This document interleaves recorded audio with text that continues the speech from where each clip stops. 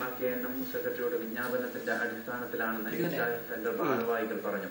ഇതു സംബന്ധിച്ച ഒരു വിഭാഗം ആളുകൾ നടത്തിയ പത്രപ്രസ്താവന തെറ്റാണെന്നും അവർ വിശദീകരിച്ചു.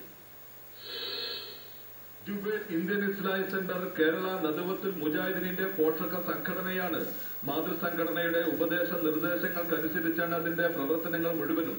ഇസ്ലാമിന്റെ ആദർശം ഖുർആനിന്റെയും സുന്നത്തിന്റെയും അടിസ്ഥാനത്തിൽ ജനങ്ങളെ പഠിപ്പിക്കുക, സമൂഹത്തിലെ പഴയതും പുതിയതുമായ മുഴുവൻ അന്ധവിശ്വാസങ്ങൾക്കും അനാചാരങ്ങൾക്കുമെതിരെ പ്രമാണബദ്ധമായി നിലകൊള്ളുന്ന പ്രസ്ഥാനമാണെന്നും അടുത്ത കാലത്തായി മുസ്ലിം സമൂഹത്തെ ശിർക്കിലേക്കും മറ്റന്ധവിശ്വാസങ്ങളിലേക്കും കൊണ്ടെത്തിക്കാവുന്ന വാദങ്ങളും തത്വങ്ങളുമായി മുജാഹിദ് പ്രസ്ഥാനത്തിലെ കുറച്ച് പണ്ഡിതന്മാരും പ്രഭാഷകന്മാരും ഇസ്ലാമിക് കൌൺസിലിംഗ് എന്ന പേരിട്ട് ആത്മീയ ചികിത്സ വ്യാപകമാക്കുക, അടിച്ചും അടിക്കാതെയുമുള്ള ജിന്നിനെ ഇറക്കൽ ചികിത്സ നടത്തുക, ജിന്നിനോടും മലക്കിനോടും സഹായം ചോദിക്കുക തുടങ്ങിയ പ്രമാണവിരുദ്ധ ആദർശങ്ങൾ പ്രചരിപ്പിക്കുന്നവരെ ഇസ്ലാമിക് സെന്റർ പ്രവർത്തക സമിതിയിലെ ചില പ്രവർത്തകന്മാർ സ്വീകരിക്കുകയും അതിന്റെ പ്രചാരണ പ്രവർത്തനങ്ങൾ സജീവമാകുന്നത് കണ്ടതിന്റെ അടിസ്ഥാനത്തിലാണ് സെന്ററിന്റെ നേതൃത്വം അവർക്കെതിരെ നിയമപരവും ഔദ്യോഗികമായ നടപടിക്രമങ്ങളിലേക്ക് നീങ്ങിയതിന്റെ അടിസ്ഥാനത്തിലാണ് ജുബൈർ ഇസ്ലാമിക് സെന്റർ പുനഃസംഘടിപ്പിക്കേണ്ടി വന്നതെന്നും ഇതിന് KNM ജനറൽ സെക്രട്ടറിയുടെ അനുവാദമുണ്ടെന്നും രേഖാമൂലം സെന്റർ ഭാരവാഹികൾ വാർത്താസമ്മേളനത്തിൽ വ്യക്തമാക്കി.